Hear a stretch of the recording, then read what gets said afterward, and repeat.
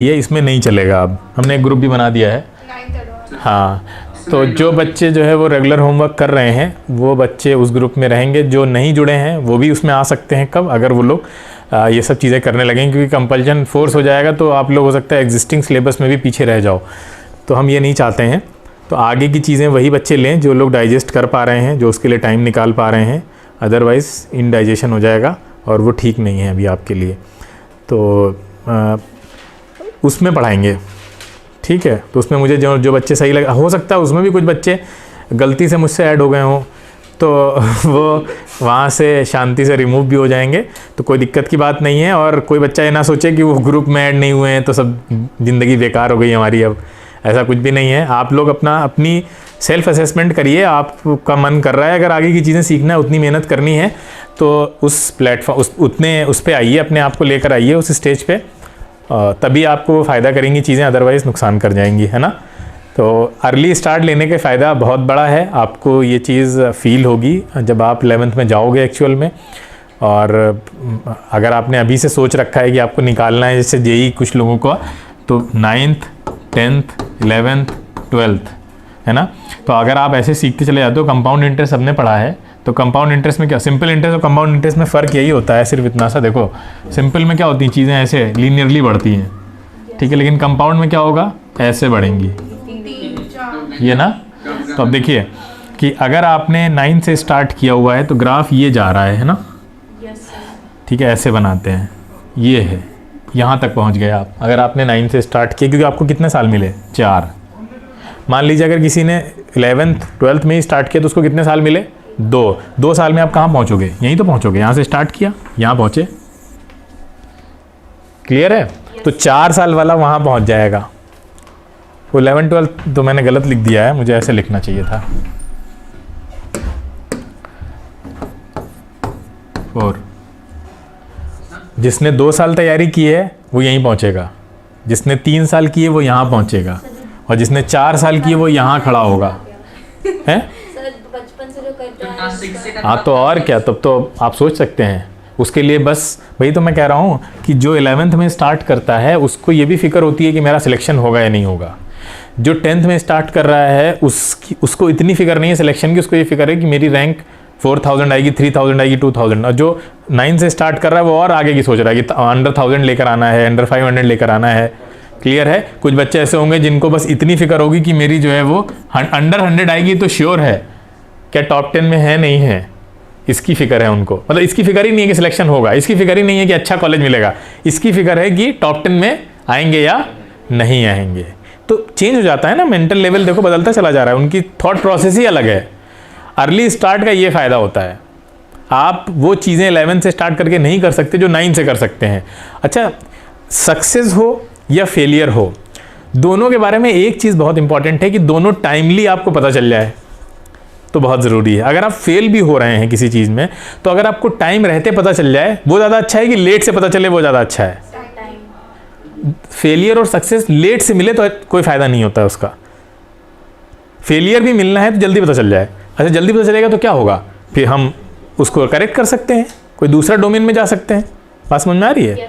तो अगर आप 11th में स्टार्ट करते हो तो 11th 12th करने के बाद आपको समझ में आया मैं आईटी के लिए नहीं बना था, तो फिर आप फिर से बायो करोगे क्या 11th 12th में लेके, क्लियर है, या फिर कोई और तरफ जाओगे तुम, तो वहाँ पे लेट हो गया। अगर आप जल्दी स्टार्ट करते हैं तो आपको अपनी औकात जल्दी पता चल जाती है, आप कहाँ पे स्टैंड कर रहे हो ये जल्दी पता चलता है। अच्छी चीज़ है ये, ताकि आप सही डिसीजन ले पाओ, क्लियर है। तो जल्दी स्टार्ट करने के बड़े फ़ायदे हैं। अच्छा, जो पेन 11th में स्टार्ट करने के बाद लोग लेने वाले हैं, जो चीज़ें नई नई उनके सामने आने वाली हैं, अच्छा ये भी होता है, ये भी होता है, ग्राफ में ये सब कॉम्प्लेक्सिटीज़ भी होती हैं, तो उनको शॉक लगेगा, नो डाउट लगेगा, नहीं लगेगा। लेकिन आप लोगों ने अगर 9 से स्टार्ट किया तो शॉक ले चुके ना पहले ही, वो सारा शॉक एब्जॉर्ब कर चुके आप, तो ये शॉक एब्जॉर्बर भी होता है अर्ली स्टार्ट। अब 11th में जाके क्या शॉक मिलने वाला है, क्लियर है। जब आप पहले ही देख चुके हैं सारी चीज़ें, अब वहाँ कुछ नहीं है, वहाँ तो आपको अपने आप को आप एडजस्ट कर चुके हैं ऑलरेडी। लेकिन कुछ लोग आपके साथ साथ झटके खा रहे होंगे, आप देख रहे होंगे, जो 11th में आप पहुँचेंगे बहुत सारे नए बच्चे मिलेंगे, मैक्सिमम मेजॉरिटी ऐसी मिलेगी आपको, क्लियर है। तो आपको रैंक होल्डर अर्ली स्टार्ट ही बनाएगा। और एक चीज़ और समझो, आज से 20 साल पहले, 10 साल पहले जो प्रिपरेशन होती थी उसमें भी लोग अर्ली स्टार्ट कर देते थे। तो सोचो तब तो कंपटीशन इतना ज़्यादा नहीं था, आज तो कंपटीशन ही बढ़ गया है। मान लो पहले अगर 1 लाख बच्चा इसके बारे में अवेयरनेस थी उसके अंदर, आज तो हो सकता है 5 लाख 10 लाख हो चुके होंगे, है ना भाई। अब नेट सबके पास है ना, जियो सब पे मेहरबान हो गया था, सबके घर में नेट पहुंच गया, अब तो इतना फ्री हो गया है जिसकी हद नहीं। तो हर आदमी अवेयर है उससे। अब ये नहीं कि गांव में कोई बच्चा बैठा तो उसको कुछ पता नहीं, उतना ही पता जितना आपको पता है ना। तो अब अगर वो मेहनत कर ले तो आपसे निकल जाएगा आगे। तो ये चीज़ है, आज कंपटीशन ज़्यादा है तो आज तो अर्ली स्टार्ट मस्ट हो गया है। तो आज हम ये नहीं कह सकते कि आपको रैंक लेनी है तभी अर्ली स्टार्ट लेना चाहिए। अरे अब तो सिलेक्शन के लिए भी आपको अर्ली स्टार्ट चाहिए हो गया, क्योंकि कंपटीशन बढ़ गया है। क्लियर है? तो इसलिए अर्ली स्टार्ट के इतने बेनिफिट्स हैं, क्या बताएं। तो और उसके बाद सबसे पहली चीज़ होती है कि आप स्ट्रेस को मैनेज करना सीख जाते हैं, कि आपको इतना स्ट्रेस अभी मिलने लग गया है। देखिए अभी आपके ऊपर कोई टेंशन नहीं है, टेंशन इन द सेंस कि आपको ग्राफ अगर अच्छे से नहीं भी आए तो कोई आप एग्जाम में नंबर नहीं खराब होने जा रहे हैं आपके जो टेस्ट होने वाले हैं, क्योंकि वहाँ पे क्या क्वेश्चन आएंगे, वो क्वेश्चन भी आप इतनी गिरी हुई नज़रों से देखते होंगे, है ना, कि ये भी कोई क्वेश्चन है, ऐसा लगता होगा ना, अभी फील होने लगा होगा। अब अगर खोलिए अपनी मोशन वाली बुक, उसमें क्वेश्चन देखो, ठीक है, ऐसा लगता होगा क्या है, ये है मजाक हो रहा है हमारे साथ। हाँ, तो ये आपका स्टैंडर्ड ऊपर बना करता चला जाएगा, और सब्जेक्ट्स में भी होना चाहिए। आप अभी से डिसाइड करिए आपको मेडिकल लाइन में जाना है या उसमें जाना है। क्यों? इसलिए क्योंकि फिर आप मैथ्स पे ज़्यादा फोकस करेंगे। क्लियर है? आप पहले से डिसाइड कर लीजिए कि किधर मुझे जाना है, तो फिर मैथ्स में अच्छा एक्स्ट्रा फोकस होगा। मैथ्स में जो चीज़ें कमज़ोर हैं आपकी, उस पर आपको मेहनत कराई जाएगी। तो ये चीज़ बहुत ज़रूरी है। जो ग्रुप मैंने बनाया है वो यही देखते हुए बनाया है कि ये बच्चे आगे जाके रैंक देंगे इनमें से, और श्योरिटी है कि आप लोग देंगे अगर आप लोग सस्टेन कर गए और ये चीज़ें सीखते चले गए। तो बाकी जगह भी स्टार्ट होगा, केमिस्ट्री भी हम स्टार्ट करवाने जा रहे हैं आपके उसी लेवल की, ठीक है, और मैथ्स भी होगी, ठीक है, मतलब जिस लेवल पे फिजिक्स चल रही है उसी लेवल पे बाकी सब आएंगे। खाली फिजिक्स से थोड़ी ना हो जाएगा, ठीक है। हाँ, वो तो हमने कैलकुलस का डर दिखा के तुमको इतना पढ़वा दिया है, लेकिन अब तो डर नहीं लगता होगा, ठीक है। कुछ लोगों को लगता है, अभी भी नहीं लगता है, तो डरना नहीं है बिल्कुल भी, ठीक है, डरना नहीं है, हम लोग को करना है।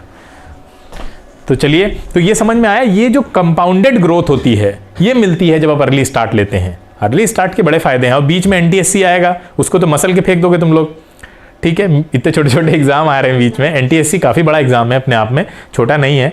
तो वो एग्ज़ाम यहीं पे मिलेगा आपको 10th में, ये हाँ यहाँ पे, तब तक आपकी बहुत अच्छी तैयारी हो चुकी होगी। 9th में अगर आपको 11th का फ्लेवर नहीं मिला तो कब मिलेगा, सॉरी ये, और ये 10th 12th यहीं पे है सब कुछ।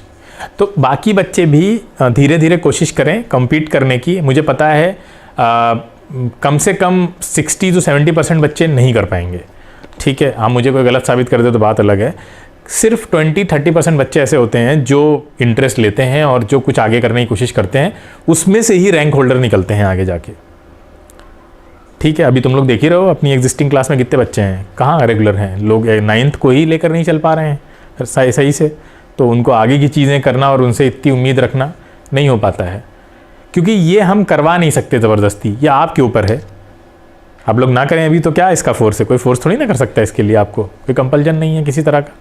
तो बहुत कम लोग कर पाएंगे, लेकिन कौन है वो बहुत कम लोग ये हम नहीं जानते हैं। ग्रुप बना के भी ये डिसाइड नहीं हो गया कि इतने ही बच्चे हैं ग्रुप में। तो अभी प्राइमा फेसिया पे हमने इतने लोगों को किया कि हाँ ये लोग अभी कर रहे हैं, लग रहा है काफ़ी प्रॉमिसिंग है, तो ये लोग आगे कर सकते हैं। बाकी हो सकता है इनमें से भी बहुत सारे पीछे रह जाएं, ढीले पड़ जाएं, या बहुत से जो बच्चे इसमें ग्रुप में नहीं आए हैं वो आ जाएं, नए बच्चे आ जाएं, बहुत से इसमें से बाहर चले जाएं, ठीक है। तो यू नेवर नो, कोई नहीं जानता इसके बारे में। हाँ, लेकिन होंगे बहुत कम, इतना कन्फर्म है, सब नहीं कर पाएंगे। अगर सब कर पाते तो सब ऊपर होते, ठीक है। 1-2%, 3% लोग सबसे ऊपर बैठते हैं टॉप पे, बाकी सब उनके नीचे काम करते हैं। यही दुनिया का रूल है। अब आप डिसाइड करिए आपको कहाँ जाना है। आपको ऊपर पहुँचना है तो भी आप पहुँच सकते हैं, आपको नीचे काम करना है तो वो तो है ही है, फिर तो करना ही पड़ेगा आपको, उसमें भी लेवल्स बने हुए हैं। ये बहुत इंपॉर्टेंट ईयर है आपके लिए, 9th का बहुत इंपॉर्टेंट ईयर है। आप इसमें लगा दीजिए सब कुछ, झोंक दीजिए, उसका फ़ायदा 11th में मिलेगा आपको। फिर 10th आएगा, उसी कॉन्फिडेंस के साथ 10th में पढ़िए, इतना बहुत हो जाएगा। जिस लेवल पे भी आप खड़े हैं, अभी आप किसी 11th के फ्रेशर से मिलिए जो 11th में आया है, और वो 10th में बहुत अच्छा था। देखो कोई बच्चा मान लीजिए 10th में 90% लेकर आया है, ठीक है, 95% लेकर आया है, अगर उसने अर्ली स्टार्ट नहीं लिया हुआ है तो उसको अर्ली स्टार्ट लिए हुआ 70% वाला बच्चा भी आगे निकल जाएगा उससे।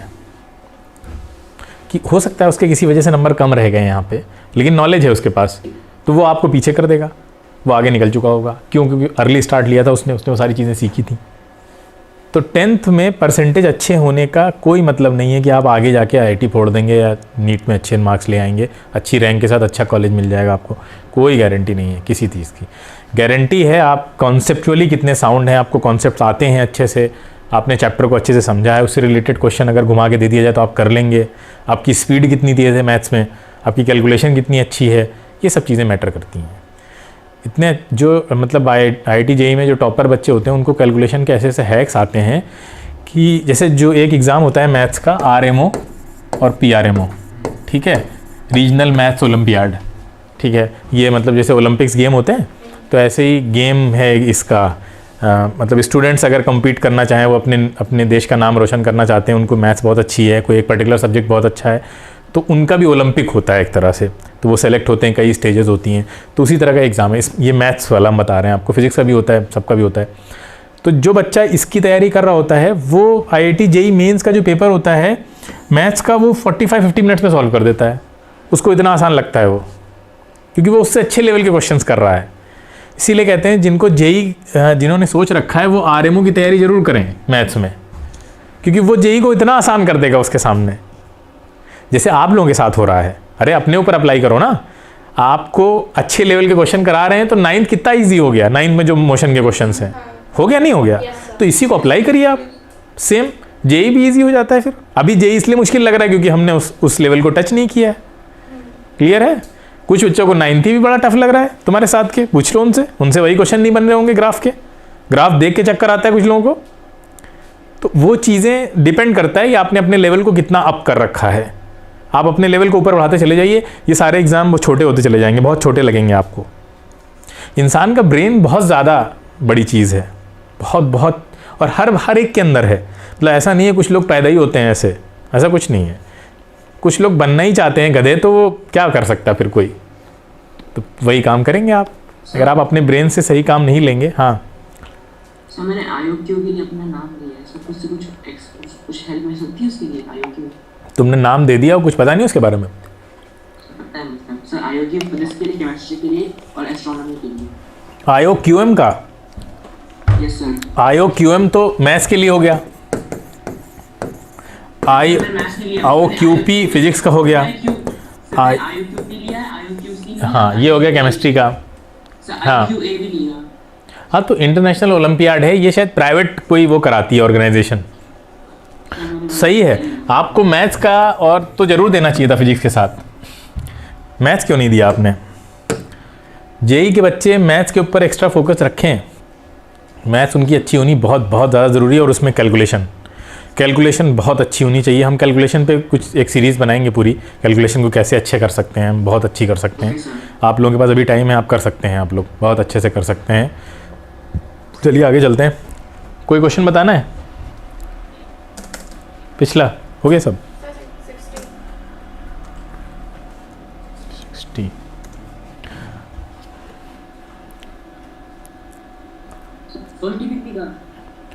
हाँ पहले का ही 60 कह रहा है। Which of the following represents distance time graph for an accelerated motion. Accelerated motion के लिए डिस्टेंस टाइम ग्राफ तो हम बहुत अच्छे से जानते हैं, बी है ऑप्शन। अभी पीछे गया भी था, अभी पीछे बताया भी था कि अगर इसका वेलोसिटी टाइम ग्राफ पूछता, बताया नहीं था, तो यही तो होगा। हाँ तो ये वो वाला है, जैसे अगर कोई बॉडी ऊपर से नीचे गिर रही है ना, तो बॉडी अगर ऊपर से नीचे गिर रही है तो u तो ज़ीरो रहा होगा। तो फॉर्मूला होता है ut plus half GT square. तो u ज़ीरो तो ये 0.0 हो गया, प्लस हाफ और g आपका 10 मान लीजिए, और t स्क्वायर यानी s जो है वो 5t स्क्वायर हो गया। यानी आप ऐसे बोल सकते हैं ये एक्सेलरेटेड मोशन है, ठीक है। इसका ग्राफ कैसे बनता है? आपकी बुक में भी दे रखा है। मतलब क्या है इसका, टी स्क्वायर के टर्म में बढ़ रहा है टाइम। यानी अगर आपका डिस्प्लेसमेंट और टाइम में देखिए ध्यान से, यानी 1 सेकंड में आप 2 मीटर ऊपर चढ़े थे तो दूसरे सेकंड में आप कितना चढ़ जाएंगे ऊपर, स्क्वायर उसका 4। तीसरे सेकंड में आप कितना चढ़ जाएंगे उसका स्क्वायर, कितना हो जाएगा 16। हाँ क्लियर है। अब देखिए ये कहाँ मिल रहा है आके, ये यहाँ मिल रहा है, ये यहाँ मिल रहा है, और ये यहाँ मिल रहा है। ये देखिए ऐसे ही तो ग्राफ आ रहा है। ठीक है, चलिए आगे चलते हैं। तो आप ऐसे याद रखिए, कोई अगर रिलेशन ऐसा दिया हुआ है इस तरह से स्क्वायर में, तो उसका ग्राफ ऐसे ही बनेगा उन दोनों क्वांटिटीज़ के बीच में।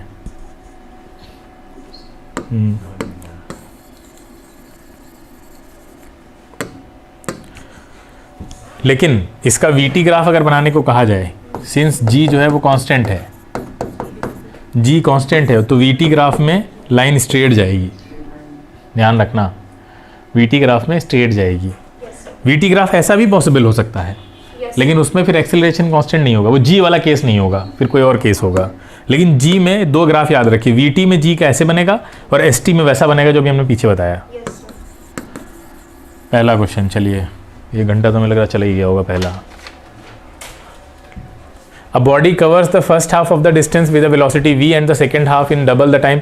ये बताओ इसमें बताने कौन कौन से हैं। सर काफी सारे, बहुत सारे सर। आप तो पहला बताना है, पहला तो नहीं बताने वाला। सर मैंने 2 लिखे हैं, इसमें पहला d लिखा था और फिर सेकंड में c लिखा था। चलिए देखिए, ये पूरी डिस्टेंस है, उसका फर्स्ट हाफ यानी ये हो गया। फर्स्ट हाफ कवर कर रही है विद अ वेलोसिटी v, तो मान लेते हैं ये d है और ये d है।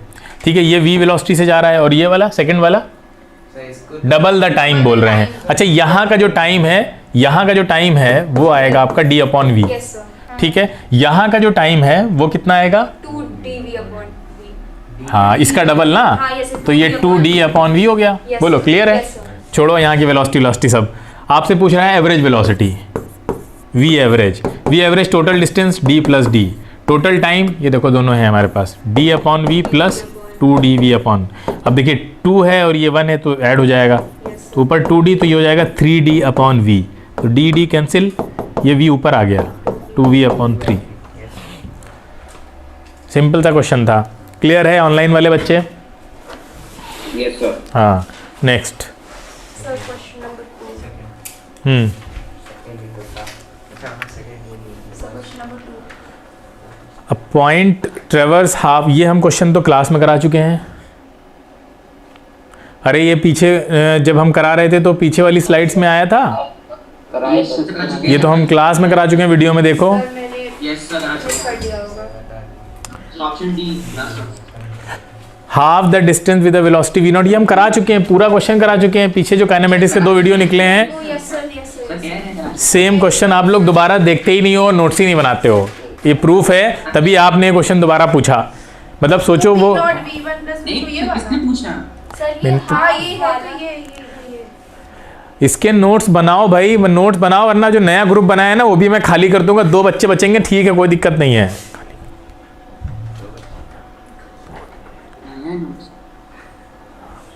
अब बॉडी कवर्स, अब देखिए first 1/3 with distance 1/3 distance with speed v1 and the second 1/3 distance with speed v2 and the third distance with speed v3, the average speed of the body. तो average speed of the body पूछ रहा है। हाँ, options कुछ गड़बड़ हैं इसमें। तो इसका पेट रूल है 3v1 v2 v3 upon v1 v2 plus v3 v2 या v2 v3 और v1 v3। मेरे ये है ना, अब ये कहाँ से आया है, चलो वो भी बता देते हैं। मेरे ये है। देखिए, आपको अगर मान लीजिए फॉर्मूला नहीं भी याद रहे तो आप देखिए 3 पार्ट्स कर, हाँ यही आंसर है। 3 पार्ट्स कर लीजिए। पहला 1/3 डिस्टेंस विद डिस्टेंस dd मान लो सबकी, ठीक है, सब बराबर हैं तीनों।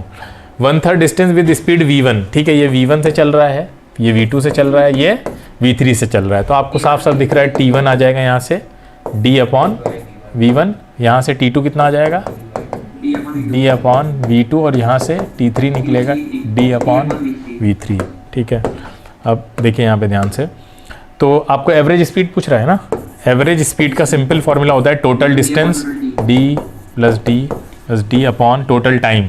Total time t1 plus t2 plus t3, यही होता है ना, यही होता है। चलो, तो ये आएगा आपका d upon v1 plus d upon v2 plus d upon v3। d ऊपर हो गया 3d, नीचे हमने d को बाहर निकाला, ये हो गया v1 प्लस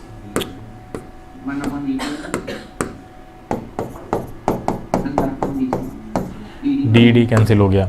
अब आप इसको सॉल्व कर लीजिए। देखिए क्या आने जा रहा है यहाँ से 3 अपॉन, अब यहाँ पे एलसीएम ले लीजिए, v1 v2 v3। ठीक है, v1 कैंसिल तो v2 v3 और v2 कैंसिल तो v1 v3 और लास्ट में आ जाएगा v1 v2, ये ऊपर चला जाएगा। ठीक है, तो ये हो जाएगा 3 v1 v2 v3 divided by v1 v2 plus v2 v3, कैसे भी लिख लीजिए v3 v1। पूरा डेरिवेशन आपको आना चाहिए। ठीक है, यस सर। और डायरेक्ट फॉर्मूला भी आपको पता होना चाहिए। हो गया, किसी बच्चे को समझ में ना आया तो फिर से पूछ ले। 2 cars are moving in opposite direction, बहुत आसान सवाल है। अपोजिट डायरेक्शन में एक दूसरे की वेलोसिटी को कैंसिल कर रही हैं। भाई ये तुम इधर गई 10 मीटर तो तुम इधर चले गए 10 मीटर, हेल्प नहीं करते ना। अपोजिट डायरेक्शन में रिलेटिव वेलोसिटी में कोई हेल्प नहीं हो रही है। Yes sir. ठीक है, हाँ अगर सेम डायरेक्शन में आ रहे हैं तो ही हेल्प होगी, यस सर। अपोजिट में माइनस हो जाएंगे। Yes sir. ठीक है, तो देखिए कितना v से चल रही है ना, ये v और ये v, तो क्या होगा, एक वेलोसिटी तो माइनस में लेनी पड़ेगी आपको। बोलो, मैग्नीट्यूड पूछ रहे हैं तो मैग्नीट्यूड क्या होता है, v प्लस ये होगा, क्या आ जाएगा ये 0। अपोजिट डायरेक्शन में तो वेलोसिटी के दोनों का साइन अलग अलग लेना पड़ेगा ना आपको, डायरेक्शन को दिखाने के लिए। Yes sir. ये है। यस। चलो next, a boy walks to his school at a distance of 6 kilometre with a speed of, ये तो हो गया होगा, करवाएं? सर मेरा भी डी है। जो भी होगा मुझे पता नहीं है इसका आंसर सही। तो देखिए सेम डिस्टेंस है तो इसका शॉर्टकट फॉर्मूला होता है, शॉर्टकट होता है 2 वेलोसिटी का 2 v1 v2 upon v1 plus v2। ठीक है, अगर दो हैं और सेम डिस्टेंस पे चली जा रही हैं, मतलब डिस्टेंस तो सेम है ना। जैसे ये देखिए, यहाँ से a से b गया, ये 6 किलोमीटर था और यहीं से फिर वापस आ गया, ये इधर गया था तो 6 किलोमीटर ही गया, 6 किलोमीटर वापस आ गया। तो वहाँ पे आपको डिस्टेंस लिखने की ज़रूरत नहीं है, डायरेक्ट दोनों वेलोसिटीज़ को ऐसे पुट करिए इस फॉर्मूले में, आपका आंसर आ जाएगा। इसको भी आप प्रूव कर सकते हैं पीछे वाले फॉर्मूले से, जैसे हमने पीछे प्रूव किया था। Next, the velocity of the body increases for some time then attains a constant value and finally the velocity decreases until the body stops. कितना आसान क्वेश्चन है। कौन सा graph, velocity time graph. Velocity increase कर रही है ना, yes sir. तो इंक्रीज कर रही तो ऐसे चल रही होगी, फिर कह रहे हैं कांस्टेंट हो गई तो ऐसे हो गई, फिर डिक्रीज कर रही तो ऐसे हो गई। Next, the numerical ratio of displacement to distance,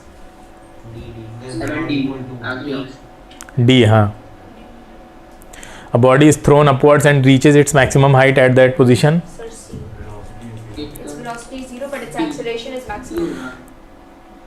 हाँ, एक्सेलरेशन 0 नहीं होता है। Yes sir.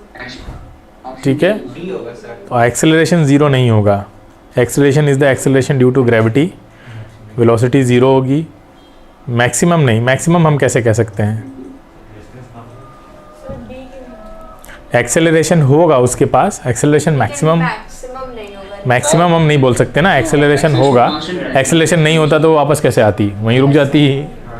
ठीक है, एक्सेलरेशन होगा और वो भी ड्यू टू ग्रेविटी की वजह से होगा। बिल्कुल सही है, डी वाला आपका ऑप्शन।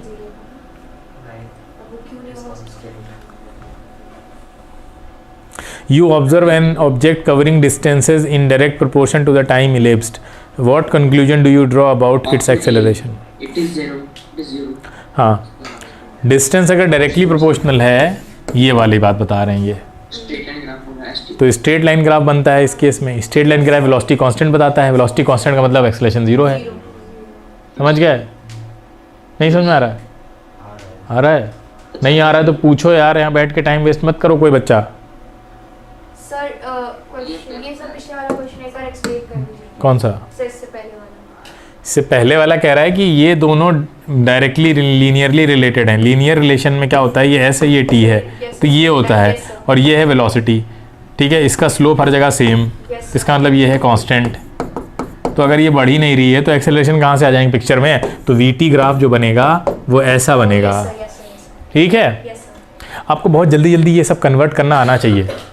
जिन बच्चों को इसमें दिक्कत हो रही है वो इन वीडियोस को 2-2, 3-3 बार देखें, नोट्स बनाए देखें, वो भी इम्प्रूव कर जाएंगे। यही तरीका है इम्प्रूव करने का, ठीक है।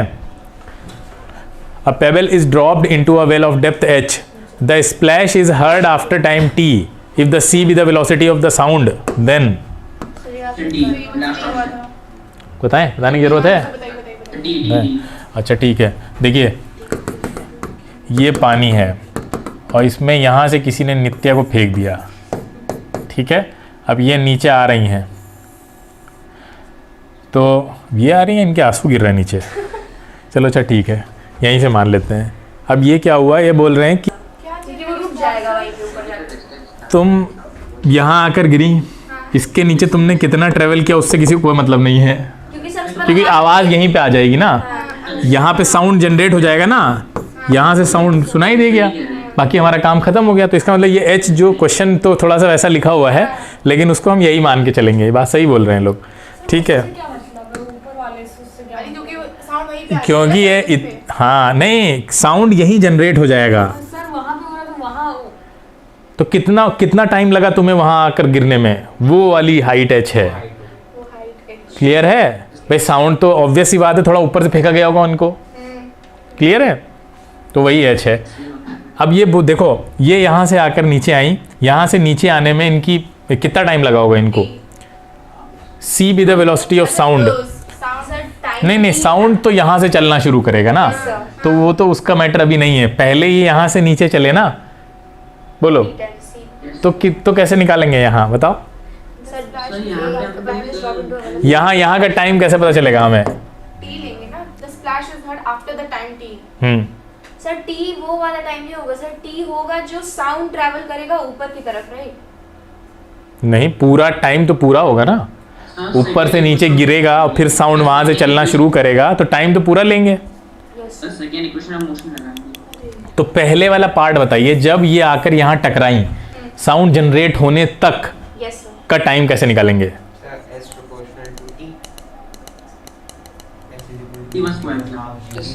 कैसे निकालेंगे ना, हमें वेलोसिटी पता है।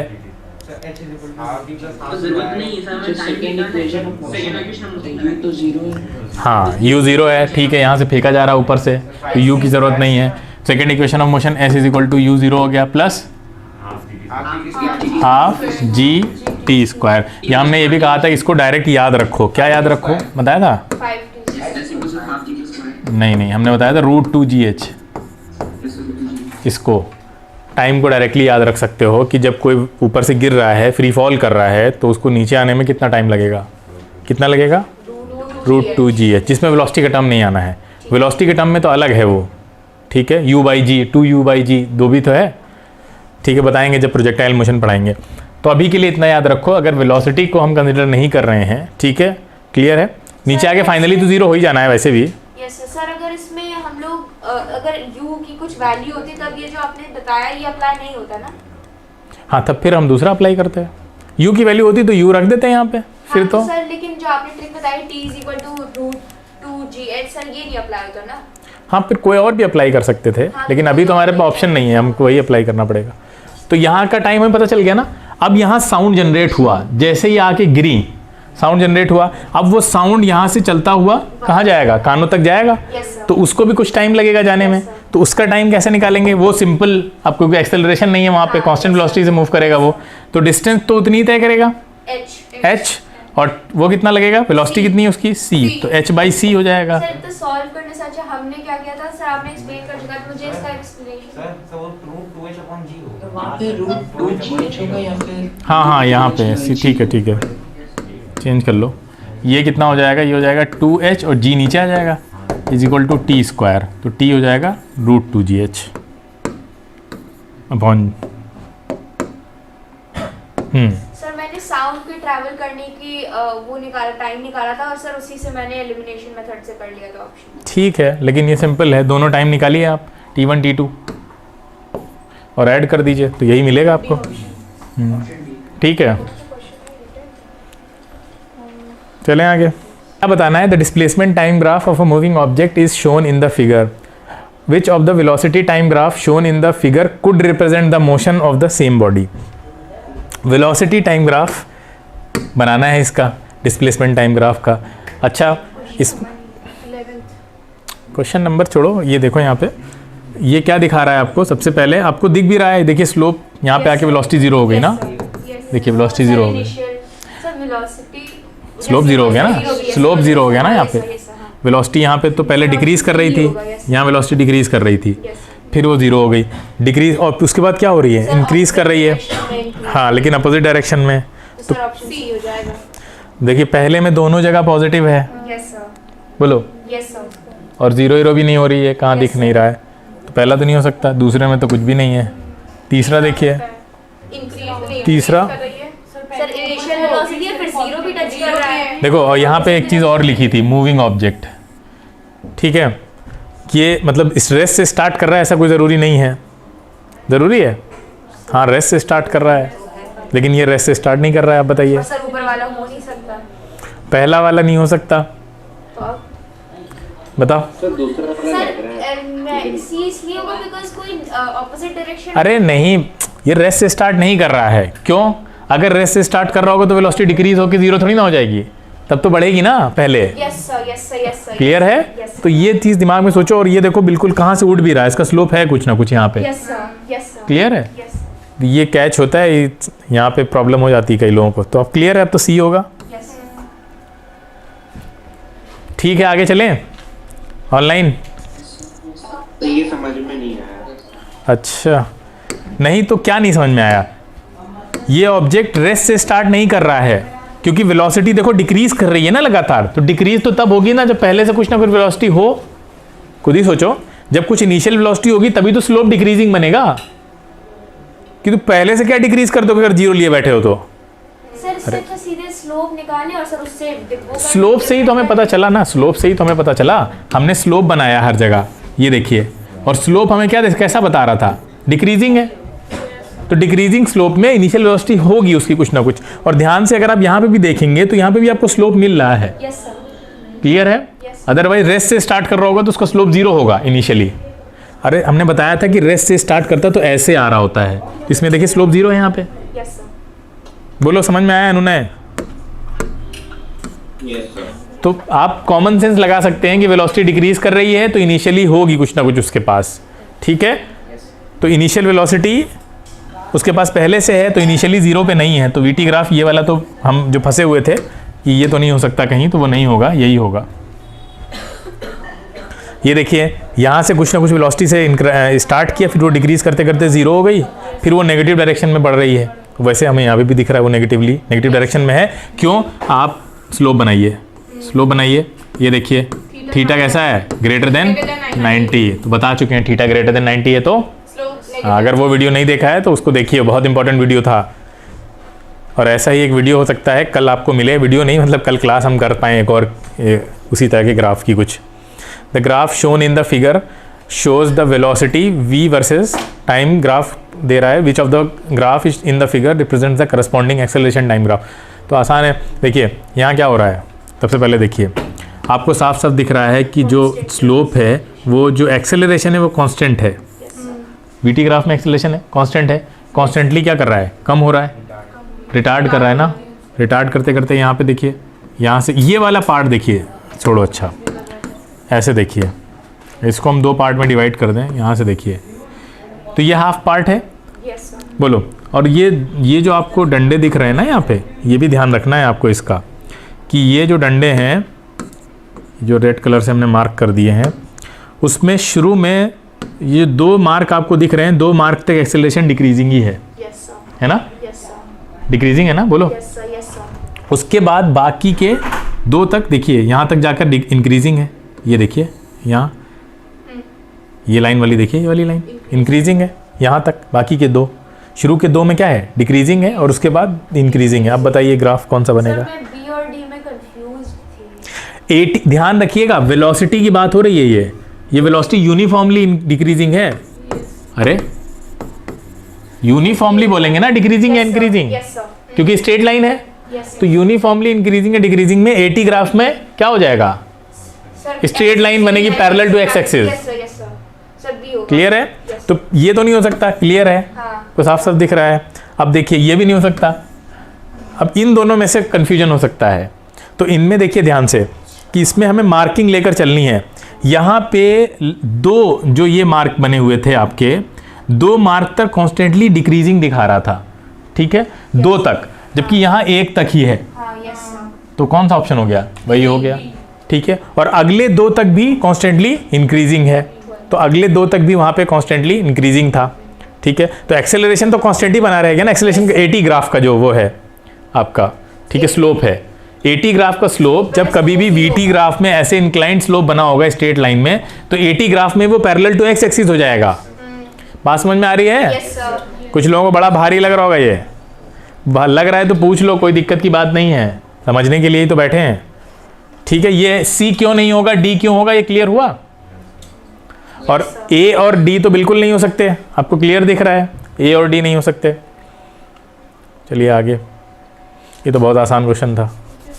Displacement time graph of a particle is shown below, at what point is the velocity negative during the motion. Negative कब होगी वेलोसिटी, वेलोसिटी ये देखिए पॉजिटिव है यहाँ पे, आप वो बनाइए ना ग्राफ, ये बनाइए, देखिए लेस देन 90, यहाँ तो जीरो हो गई, ठीक है। अब यहाँ देखिए, यहाँ स्लोप बनाना है आपको, ये देखिए स्लोप, और ये बन गई पैरेलल लाइन, ये देखिए भाई साहब ग्रेटर देन 90, और एफ पे वापस से आपको क्या मिल रही है, लेस देन 90। इतना आसान कर दिया है जीवन आप लोगों का हमने, है।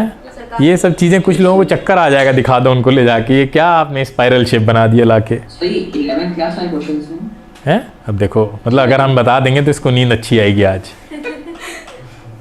अरे ये क्वेश्चन इतने प्रैक्टिस के क्वेश्चंस निकाले गए हैं, ये सब मतलब 11th वाले बच्चों को भी आते हों, बहुत अच्छे बच्चे होंगे उन्हीं को आते होंगे ये।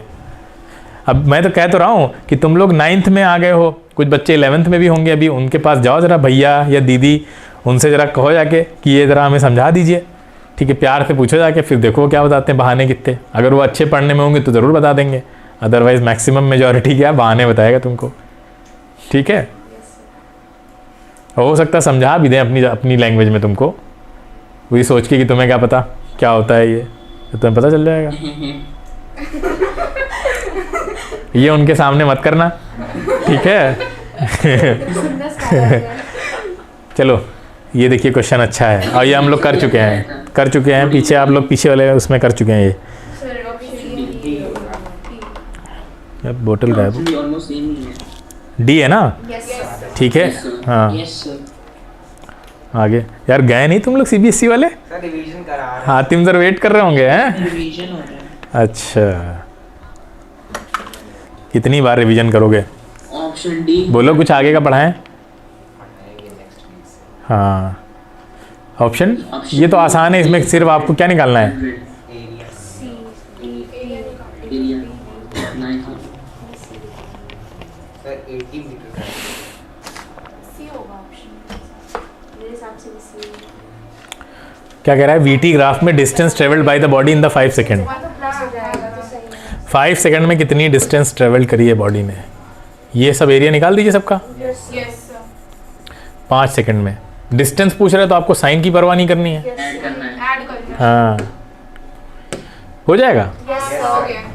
Yes sir, next, C option, the shaded portion in the figure represents. अब VT ग्राफ में एरिया क्या दिखाता है, डिस्टेंस सर, डिस्टेंस नहीं दिखाएगा, डिस्टेंस दिखाएगा। VT ग्राफ में डिस्टेंस दिखाएगा, VT ग्राफ में। सर पॉजिटिव डिस्प्लेसमेंट दिखा रहा है, हाँ तो ठीक तो है, तो सर ऑप्शन ए होगा ना आंसर। हाँ सी क्यों नहीं होगा? सर पर पीडीएफ में एक ही जगह मोमेंटम दिखाता है डिस्प्लेसमेंट की जगह। हो सकता है गलत लिखे हो वहाँ पे, मोमेंटम तो नहीं दिखाएगा, कन्फर्म है। सी क्यों नहीं होगा? यस सर, C इसलिए नहीं क्योंकि वेलोसिटी दी है ना, तो डायरेक्शन के साथ आप लेंगे ना उसको। सर पर पीडीएफ में सर डिस्प्लेसमेंट नामक कोई है ही नहीं ऑप्शन। डिस्प्लेसमेंट नामक नहीं है, तो यहाँ से लिख लो, अब उसको करेक्ट कर लो। सही क्वेश्चन नंबर बता। अच्छा नहीं भी होता तब भी इसमें आपको क्या कन्फ्यूजन था, सर वेलोसिटी है तो इसमें डिस्प्लेसमेंट से confusion नहीं रिलेशन है। डिस्टेंस तो आएगा ही हैं? ना। डिस्प्लेसमेंट ही आएगा, डिस्प्लेसमेंट हाँ वही तो मैं भी कह रहा हूँ। ये एक्सेलरेशन दिखा रहा है। नहीं, एक्सेलरेशन स्लोप दिखाता है। आंसर वीटी ग्राफ का स्लोप एक्सेलरेशन दिखाता है, ये है एक्सेलरेशन, ये। तो आंसर तो एक्सप्लेनेशन है नहीं, कैसे पता? सर। आंसर आंसर तो दिए ही नहीं है उसको उसमें पीडीएफ में, तो आंसर पता कैसे? सर अधिक अच्छा, इससे मैच करा रहे हो? ये तो किसी में मैच नहीं किया अभी तक पीछे। नहीं पहले उसमें था ऊपर वाले में फिर नीचे वाले में था। अच्छा लो, देखो हाँ देखो एक में आया ना। अरे ये बताओ। Oh sorry. नहीं, वो लगे ही नहीं है, लगे होते तो वहाँ पे होते। A particle starts from rest at time t equal to 0 and moves on a straight line with acceleration as plotted in the figure. The speed of the particle, इसको मत खोलो, एसी का वो खोल लो, थोड़ी देर के लिए ठंडा हो जाएगा रूम, क्योंकि ये इसमें जाएगी ना आवाज़, फिर बाकी दिक्कत होगी। फर्स्ट नंबर एसी का तुम भी करो। चलो अच्छा, अरे ये क्या हुआ? यहाँ सन्नाटा, कैमरा ऑन है, कैमरा नहीं ऑफ है। ये नित्या ने पंखा चलाया है तो वो हमें लग रहा है सहम गया कैमरा, है ना? सही बात, आ रहे हैं, अपने आप ऑफ हो गया। एक सेकंड ऑन हो गया, ऑन हो गया। बस चलिए, ये बताइए। Sir 2 seconds D. सर मैंने पता नहीं क्या लिखा है। सर, सर क्वेश्चन नंबर कौन सा है? क्वेश्चन नंबर तो बताइए, पता ही नहीं चल रहा है। सर नहीं, क्वेश्चन नंबर तो सीरियल वाइज चल रहा है, तो सीरियल वाइज आपने डाला है तो वैसे ही चलिए, कोई स्किप नहीं है बीच में क्वेश्चन। और पार्टिकल सर। आप लोगों ने स्किप कर रखा होगा, हाँ तो देखिए। नहीं, ग्राफ से देखिए। सर एक्सेलरेशन पॉजिटिव है। रेस्ट से स्टार्ट कर रहा है, टाइम 0 था तब, मूव स्ट्रेट लाइन में मूव कर रहा था, एक्सेलरेशन जैसा कि इसमें दे रखा है। Speed of the particle will be maximum. अब आपको ये निकालना पड़ेगा, ऐसे नहीं देख के बता पाओगे इसमें। देखिए, सबसे पहले ले लेते हैं जर्नी आपकी 0 to 2 के बीच की, ठीक है? 0 to 2 सेकंड के बीच की जर्नी ले लेते हैं। तो 0 to 2 सेकंड के बीच में क्या क्या हो रहा है? आपको एक्सेलरेशन पता है क्या? हाँ पता है, -10 है। बोलिए। Yes sir. अच्छा, स्टार्ट फ्रॉम रेस्ट तो u0 हो गया, यस सर। बताइए। तो हमें निकालना क्या है? Maximum speed of the particle will be maximum. तो टाइम आपको पता है, वही पता है, तो आप लगाइए, s is equal to u0 हो जाएगा, u हो गया 0, तो माइनस क्या हो जाएगा यहाँ से? वैसे हम लोग उससे भी निकाल सकते थे, लेकिन s नहीं पता था। अच्छा, तो कितना आ जाएगा यहाँ से s? निकाल क्या रहे हैं? अरे डिस्प्लेसमेंट, और क्या, तभी तो वेलोसिटी पता चलेगी। नहीं है, कितना? जरूरत नहीं है ऐसी। कि फिर किसकी ज़रूरत है? सर टाइम दिया है 2 सेकंड्स, u0 एक्सेलरेशन -10 है सर। हाँ, तो v equal to u plus 80 से भी लगा सकते हैं, सही बात है। हाँ सर भाई कह रहे हैं। v u0 हो गया आपका, 80 हो गया -20, है ना? v है -20 मीटर पर सेकेंड, क्लियर है? चलिए, अच्छा यहाँ पे आके फाइनली तो 0 हो रही है वेलोसिटी। अरे देखो यहाँ ध्यान से, यस सर। यहाँ तो 0 है ना, यहाँ 0 है, तो यहाँ की जो इनिशियल वेलोसिटी है वो तो यही बन जाएगी। अरे यही बन जाएगी ना, -20 मीटर पर सेकेंड। जो यहाँ की फाइनल थी वो यहीं की इनिशियल हो जाएगी। Yes sir. तो अब आपसे क्या पूछ रहा है? स्पीड की जो पार्टिकल है उसकी स्पीड मैक्सिमम कब होगी? तो आपको साफ साफ दिख रहा है, यहाँ आके तो 0 हो रही है, तो कब कितनी देर के बाद होगी? भाई यहाँ से यहाँ तक 20 है, -20 है, यस सर। उसके बाद यहाँ अगर फाइनली 0, तो यही मैक्सिमम हुई ना। सर नहीं समझ। चलो अच्छा, निकाल लो। तो फिर क्या होगी बताओ मुझे, आप खुद ही निकाल लीजिए। भाई v is equal to u कितनी है आपकी? -20 ना, यस सर। ठीक है। फिर यहाँ कितना है? एक्सेलरेशन कितना है? +10। भाई यहाँ तो प्लस है ना, ऊपर का ले रहे हैं, ठीक है। और टाइम 2 सेकंड होगा, क्योंकि इसके इसके बीच में ले रहे हैं ना, यस सर। तो कितना आया? 0 ही तो आया। Sir u is equal to -20 एक बार फिर से एक्सप्लेन कर दीजिए, ऐसा क्यों हुआ? अभी हमने पीछे करवाया है पूरा, ये यहाँ से शुरू के 2 सेकंड के बीच निकाला है हमने। भाई यहाँ की u 0 है, यस सर। यहाँ का v हमें नहीं पता था, हाँ तो सर ये निकल के आया ये -20 इसी फॉर्मूले से, Yes, v is equal to u plus yes, 80 से। हाँ। तो हमने यहाँ का भी निकाल के देख लिया, यहाँ भी। तो अब इन सब में हमें मैक्सिमम तो 0 ही मिल रहा है, क्योंकि बाकी सब माइनस में है। Yes sir. तो वो 4 सेकंड के बाद आ रही है ना टोटल। देखो यहाँ पे आके मैक्सिमम पे पहुँच रहा है वो, क्लियर है? तो ये निकालना पड़ेगा, थोड़ा सा कैलकुलेटिव था ये पार्ट। आपको इस ड्यूरेशन के बीच की वेलोसिटी निकाली आपने, फिर इसकी निकाली, फिर कंपेयर किया कि कहाँ मैक्सिमम आ रही है, तो ज़ीरो ही था जो मैक्सिमम दे रहा है वो।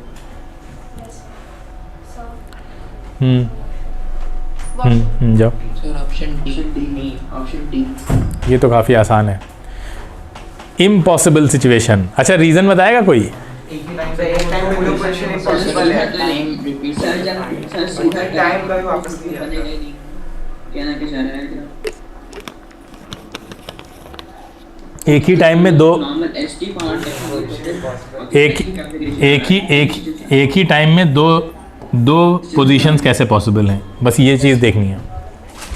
नहीं पॉसिबल है, क्लियर है, सिंपल सा था। आगे चलते हैं। Figure shows the acceleration time graph of a particle, which of the following represents the corresponding velocity time graph? Sir भी कराया है, ये तो अभी कराया था क्वेश्चन, तो रिपीट हो गया शायद। अच्छा नहीं, डाउट था पिछला वाला। हाँ ये बताइए, ये भी हम करा चुके हैं पीछे वाले क्लास में। अब आप स्लोप की हेल्प से करिए, स्लोप अगर आपको आते हैं तो। बताओ रिदा। सर ऑप्शन ए।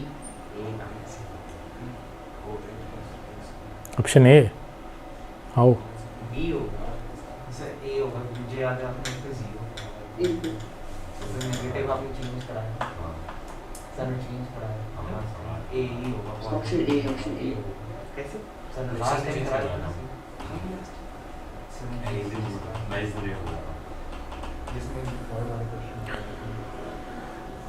देखो बहुत आसान है, हम कराते हैं। देखिए सबसे पहले देखिए ध्यान से, यहाँ से वेलोसिटी डिक्रीज कर रही है नहीं, ये देखो स्लोप डिक्रीजिंग है, ठीक है, वेलोसिटी डिक्रीज कर रही है। ध्यान से यहाँ देखिए जीरो हो गया, आके स्लोप जीरो हो गया, तो OA में वेलोसिटी डिक्रीज कर रही है, लेकिन पॉजिटिव है, एक्स एक्सिस से ऊपर है ना, बोलो। लेकिन एक्सेलरेशन क्या कर रहा है, अपोजिट डायरेक्शन में काम करेगा उसके। भाई वेलोसिटी को कम कर रहा है ना, तो उसके अपोजिट डायरेक्शन में एक्सेलरेशन लगाना पड़ेगा ना आपको, तो एक्सेलरेशन अपोजिट डायरेक्शन में होगा OA में, ठीक है। वेलोसिटी पॉजिटिव है लेकिन पॉजिटिवली डिक्रीज कर रही है, और डिक्रीज कर रही है तो एक्सेलरेशन उसको उल्टी डायरेक्शन में खींच रहा होगा, तो एक्सेलरेशन यहाँ पे क्या होगा, नेगेटिव होगा OA के में। अच्छा AB में तो जीरो है, तो कुछ करना ही नहीं है, सब जीरो, वेलोसिटी जीरो हो गई। अब देखिए BC में क्या हो रहा है, इंक्रीज कर रहा है, तो वेलोसिटी इंक्रीज हो रही है, ठीक है, पॉजिटिवली इंक्रीज हो रही है, तो दोनों पॉजिटिव होंगे, एक्सेलरेशन भी, क्योंकि उसको इंक्रीज करवा रहा है। यहाँ पे देखिए, यहाँ बिल्कुल आपको स्ट्रेट लाइन दिख रही है, जब xt ग्राफ में स्ट्रेट लाइन मिलती है तो v कांस्टेंट होता है, और v कांस्टेंट है तो a जीरो है, तो यहाँ जीरो हो जाएगा एक्सेलरेशन। तो आपका negative zero, positive zero, straight line slope था। xt ग्राफ में straight line slope velocity constant दिखाता है। समझ में आ रहा है आप लोगों को, ऑनलाइन जनता है, बताओ। Yes sir. कुछ लोग खाली LMS तक रुके, उसके बाद गायब। OA इसलिए माइनस है, OA इसलिए माइनस है क्योंकि वेलोसिटी डिक्रीज कर रहा है ना, तो वेलोसिटी डिक्रीज कर रहा है तो एक्सेलरेशन अपोजिट डायरेक्शन में चल रहा होगा ना। भाई वेलोसिटी पॉजिटिव है, पॉजिटिवली डिक्रीज कर रहा है, बोलो मान लेते हैं +5 से 4 हुआ, 3 हुआ, 2 हुआ, ऐसे डिक्रीज कर रहा है, पॉजिटिव है लेकिन डिक्रीज कर रहा है, डिक्रीज कर रहा है तो एक्सेलरेशन इधर होगा ना, तभी तो डिक्रीज करेगा। अगर एक्सेलरेशन भी उसके साथ चल रहा है तो खींच के ले जाएगा उसको आगे, बोलो। तो वेलोसिटी जब भी डिक्रीज करेगा एक्सेलरेशन उसके अपोजिट डायरेक्शन में जाएगा। अगर वेलोसिटी नेगेटिव डायरेक्शन में डिक्रीज कर रहा है, ध्यान से सोचो, अगर ये देखो ऐसे चल रहा है तो एक्सेलरेशन फिर किधर मानोगे, पॉजिटिव डायरेक्शन में। क्लियर है? हाँ तो कॉमन सेंस लगाओ, मेंटोस खाइए, ठीक है।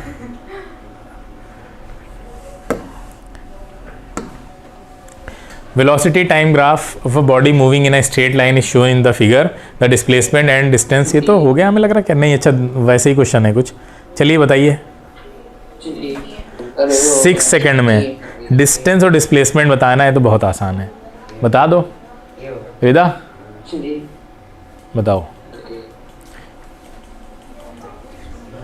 बताओ। तुम्हारी हम 8 बजे छुट्टी करा देंगे आज।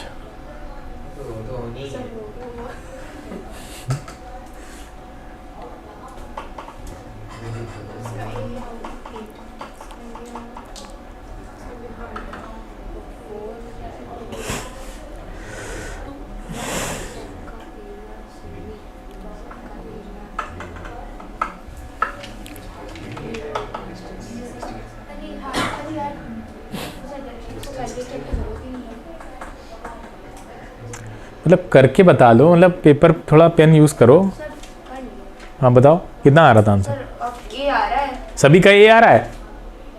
चलिए फिर आ गया। बस स्टार्ट्स फ्रॉम रेस्ट। चलो इसका आंसर बताओ जल्दी से। सर ये नहीं हुआ था। तो ये भी इसके बाद से कोई क्वेश्चन नहीं हुआ। इसके बाद से लगातार 10 क्वेश्चन नहीं हुए मुझसे। एक्सेलरेशन दे रखा है। हमने पता नहीं हुआ तो टीचर सर हाँ सुन लीजिए। हाँ तो आंसर 12 आया था पर क्यों आया था समझ नहीं आया। तो नहीं हुआ ना, उसको उसी कैटेगरी में डालो। हाँ वही तो नहीं। देखिए ध्यान से सुनिए, एक आदमी है जो एक बस, पहले हम लोग बस बना लेते हैं अच्छी सी, ठीक है। ये बस है, बस इससे अच्छी नहीं बनेगी हमसे। यहाँ पे वो आदमी खड़ा हुआ है, ठीक है, क्षितिज मान लेते हैं, और ये 48 मीटर बिहाइंड है बस से, ठीक है। और बस आगे जा रही है 10 मीटर पर सेकेंड के एक्सेलरेशन, वो सॉरी वेलोसिटी से। कह रहा है मिनिमम टाइम क्या लगेगा क्षितिज को मिनिमम टाइम क्या लगेगा इस बस को पकड़ने में, ठीक है। अब ये मत कहना हमको पकड़नी ही नहीं है, बस क्वेश्चन में दिया हुआ है तो पकड़नी है। इसकी वेलोसिटी 10 मीटर पर सेकंड नहीं है। 10 सेकंड आ रहा है। बस starts with the uniform velocity. अच्छा ठीक है, चलो ठीक है। बस की नहीं, आदमी की है ना, क्षितिज की है, Yes. वरना क्षितिज पकड़ेगा कैसे अगर वेलोसिटी नहीं हुई तो। ठीक है 10 मीटर पर सेकेंड। अच्छा बस की क्या दे रखी है? 1 मीटर पर सेकंड का एक्सेलरेशन उसका बस, और कुछ नहीं दिया बस starts from rest with an acceleration of 1 metre. हाँ बस का एक्सेलरेशन दिया है, ठीक है। बस एक्सेलरेट कर रही है 1 मीटर पर सेकेंड स्क्वायर से। अब देखिए ध्यान से, हमें सबसे पहले ये पता होना चाहिए कि बस कितना डिस्टेंस कवर कर रहा होगा इस एक्सेलरेशन के साथ। अगर इनिशियली रेस्ट पे था तो half GT square, half AT square, sorry, है ना, UT plus half AT square लगाएंगे ना, यू तो यू का जाए। ठीक है। तो U तो 0 हो जाएगा, तो ये कितना आ गया? अरे T स्क्वायर बाई 2 आया ना, ये तो 1 है। अच्छा इनका इस यूनिफॉर्म जो है वेलोसिटी है उसके साथ कितना चलेंगे ये? अरे इनका टाइम कितना होगा? 10t होगा ना। अरे 10 मीटर पर सेकेंड से चल रहा है, एक्सेलरेशन है नहीं यहाँ पे, तो सिंपल स्पीड डिस्टेंस टाइम को फॉर्मूला लगाएंगे ना। आदमी कितना चल लेगा इस वेलोसिटी के साथ, यस सर। ठीक है, एक पर्टिकुलर टी टाइम में। दोनों का टी टाइम में निकाला है हमने। टी टाइम बाद जो बस होगी वो T square by 2 distance cover कर चुकी होगी, और टी टाइम बाद ये 10t चले होंगे।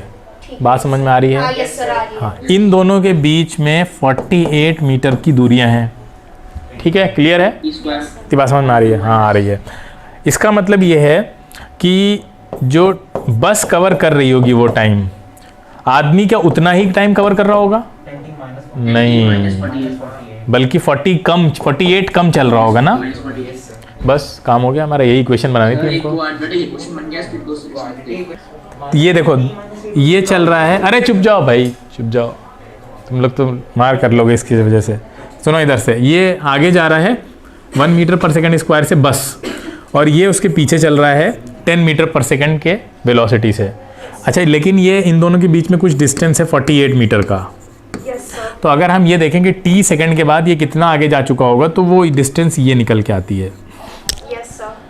t सेकेंड के बाद ये कितना आगे जा चुके होंगे, तो उसकी डिस्टेंस ये निकल के आती है।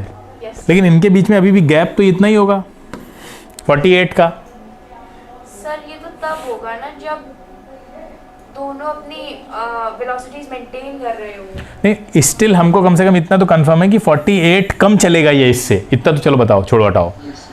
बस कम चलेगा मैन से, राइट? मैन कम चलेगा बस से, मैन पीछे खड़ा है। तो सर वो पकड़ नहीं रहा है मतलब एंड में जाके। सेम टाइम की बात कर रहे हैं, पकड़ रहा है तो यहाँ कौन सा एक्सेलरेटेड मोशन है इसकी कांस्टेंट वेलोसिटी से चल रहा है ना ये तो, और ये एक्सेलरेट कर रहा है। हाँ। तो 48 का तो मेंटेन रखेगा ना, 48 का मेंटेन रहेगा। अभी हम ये मान के चल रहे हैं कि 48 कम चल पाएगा ये इससे एक पर्टिकुलर t सेकंड में। अभी जब चलेगा तो ये इससे 48 तो आगे है ना, एज मिला हुआ है ना इसको, तो सेम टाइम में वो उतना आगे तो रहेगा। तो वही तो बता रहे हैं। तो यहाँ पे क्या होगा, ये चल रहा है 10t बराबर नहीं होने वाला आपका, ये यहाँ ऐसे लिखते हैं, हाँ t स्क्वायर बाई 2 बस चली है। क्या बस मैन के बराबर चली है? नहीं, मैन बस से कम चला है। कितना? 48। तुम 48 मैन में से माइनस कर देंगे। आज 48 माइनस करोगे तभी तो इसके बराबर आके खड़ा होगा। यस सर यस सर ठीक है हाँ यस बस। अब इसको क्वाड्रेटिक है, इसको सॉल्व कर लीजिए आप।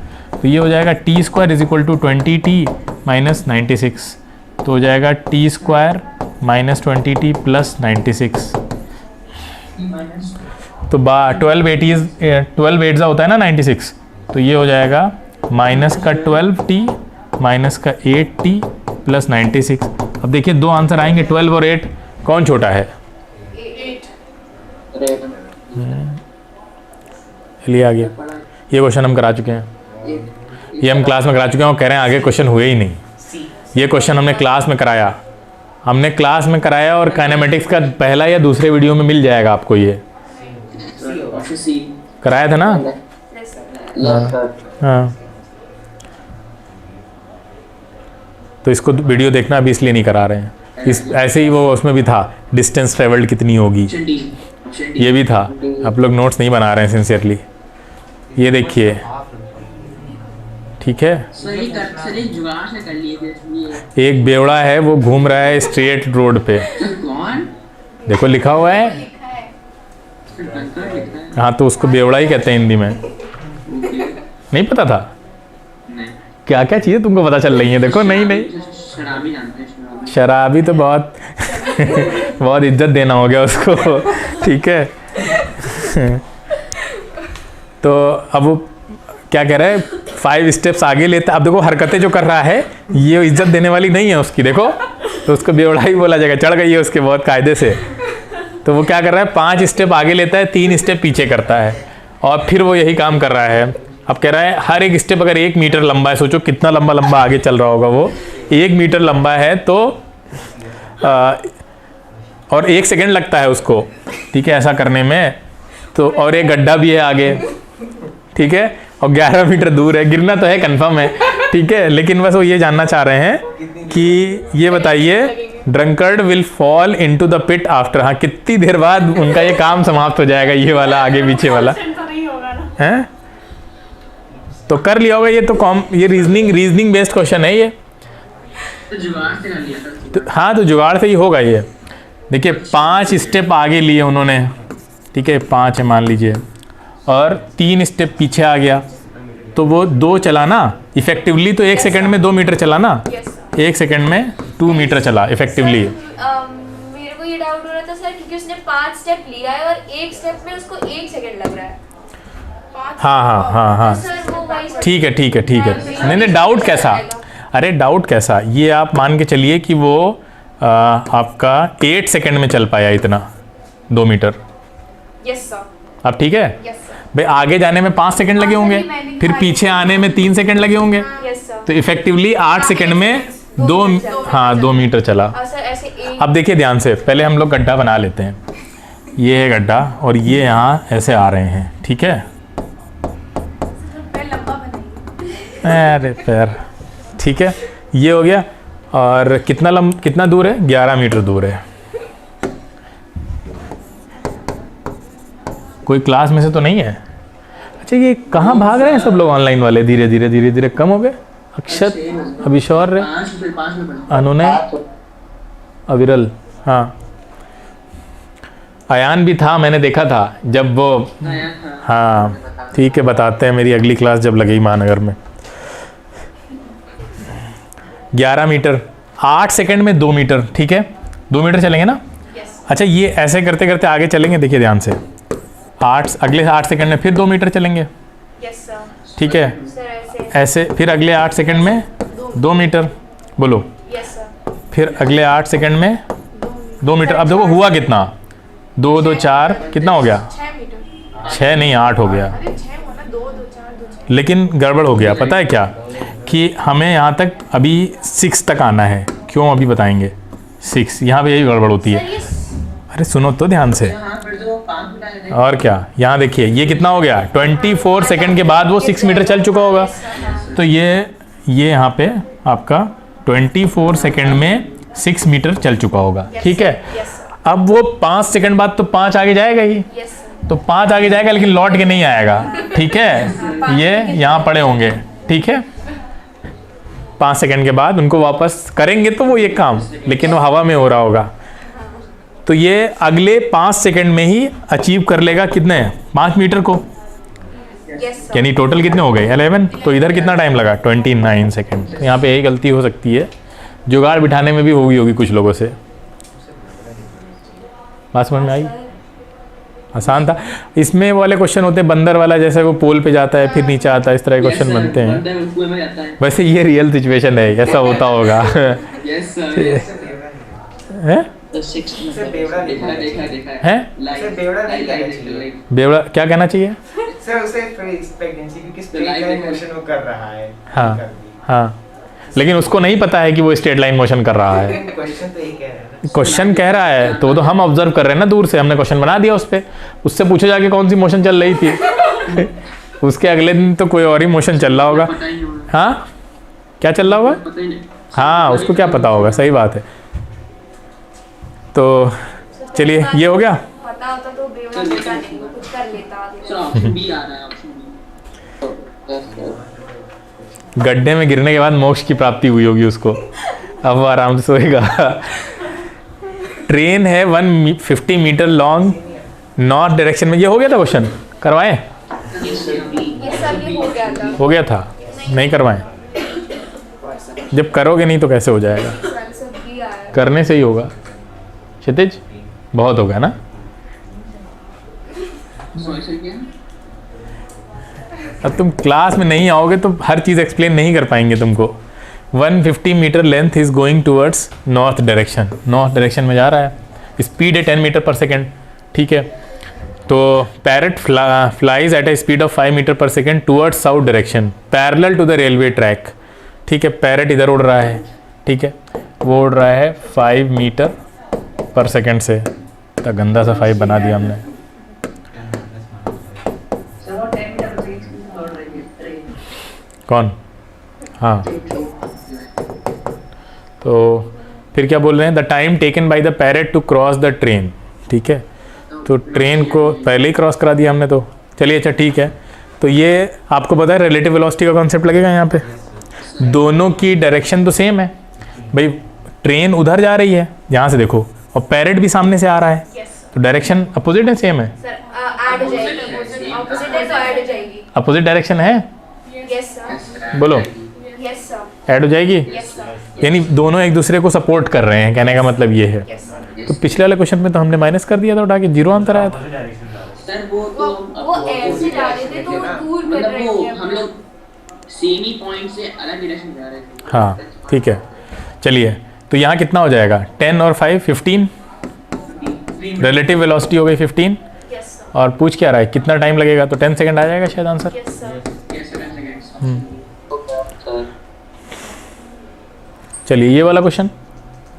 सर नहीं हुआ था। एक ट्रेन है जो 200 मीटर की है और 30 मीटर पर सेकंड से जा रही है, और दूसरी ट्रेन को ओवरटेक करती है, ठीक है। 2 ट्रेन्स हैं, ऐसे समझिए।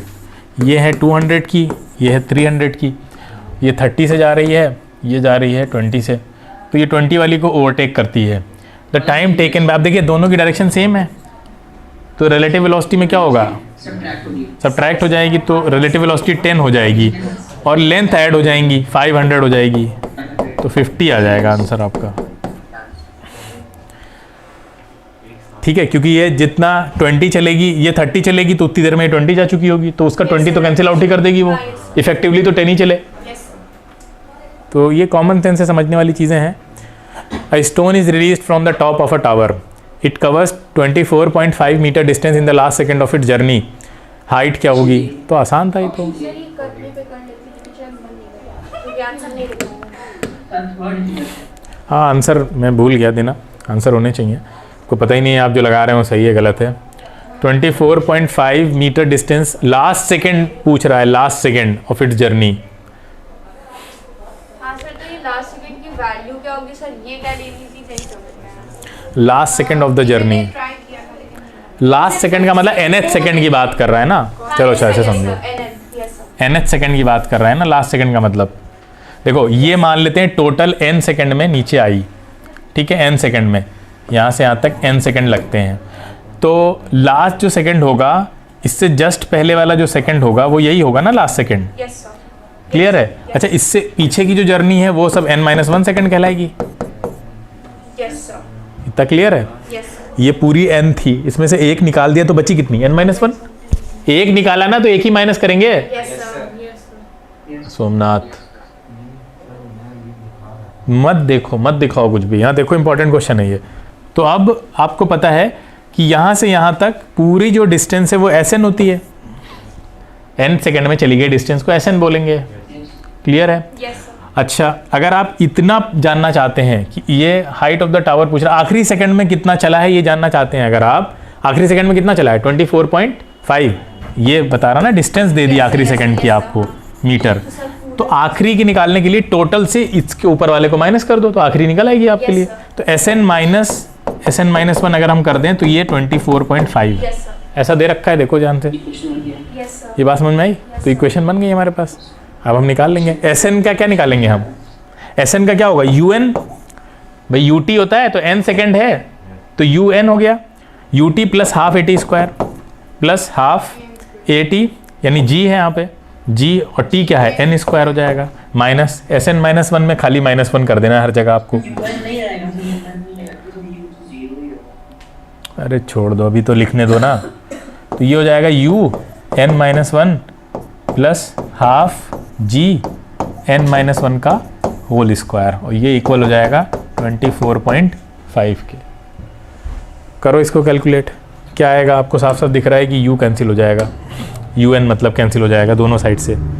तो ये होगा un plus half gn square, minus अंदर चला जाएगा तो ये खुलेगा, तो ये हो जाएगा un, और ये माइनस माइनस प्लस तो u बचेगा, सिर्फ हम माइनस अंदर ले जा रहे हैं। तो ये हो जाएगा हाफ g। अच्छा, इसको खोलना पड़ेगा आपको, तो n स्क्वायर प्लस का 1, ठीक है, प्लस का 1 हो जाएगा ये, और माइनस का 2n इक्वल टू 24.5। तो क्या क्या कैंसिल हुआ है यहाँ से देखिए, un कैंसिल, ये भी कैंसिल हो जाएंगे अभी जब खुलेगा तब, तो ये भी उड़ जाएगा, ये देखिए अंदर जाएगा ये। तो बचेगा क्या फाइनली? u बचेगा, u बचेगा, और ये जब अंदर जाएगा तो ये एक माइनस का हाफ g, और ये प्लस का n, प्लस का क्या बचेगा? n सर, n n बचेगा ना। g भी तो रहेगा, हाँ, g कहाँ हाँ, गया? yes, plus ng, yes, sir. यही रहेगा। देखो ध्यान से, सही किया है, Yes, गड़बड़ तो नहीं होगी Yes, कहीं? yes, yes, yes, यहाँ क्या बचेगा? 24.5। ठीक है, n को तो गायब होना चाहिए था, n को गायब होना चाहिए था ना।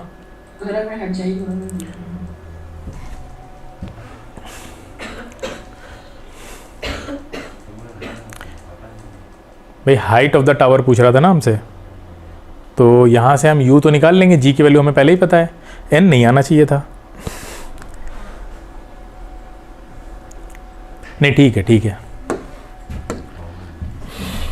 तो ये u हो जाएगा, और इधर कितना बचेगा आपके पास? अगर आप g कॉमन ले लेते हैं तो अंदर बचेगा n-1/2, बोलो, ये बन रही है, ठीक है। ये जो इक्वेशन डायरेक्ट लिखी होती है वो इस तरह से होती है कि आप यहाँ से 2 को अंदर लिख दें तो ये बाहर आ जाएगा g/2। रुक जाओ, हाँ हाँ बिल्कुल, तो ये हो जाएगा, बल्कि यहाँ आगे कुछ करने की ज़रूरत नहीं है।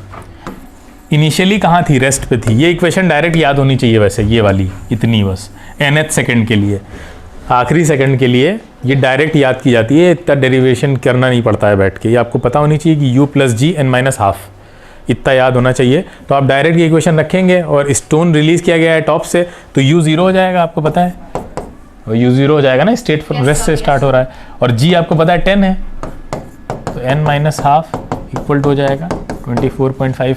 अब आप निकाल लीजिए, 10 नीचे चला जाएगा, या इसको खोल लीजिए, 10 माइनस ये 5 हो जाएगा, तो 10n इक्वल टू ये 5 उधर जाएगा तो 29.5, तो n इज इक्वल टू क्या आ जाएगा? 2.9। नहीं, n की वैल्यू क्या आ जाएगी यहाँ से? 2.95 आ जाएगा, ठीक है।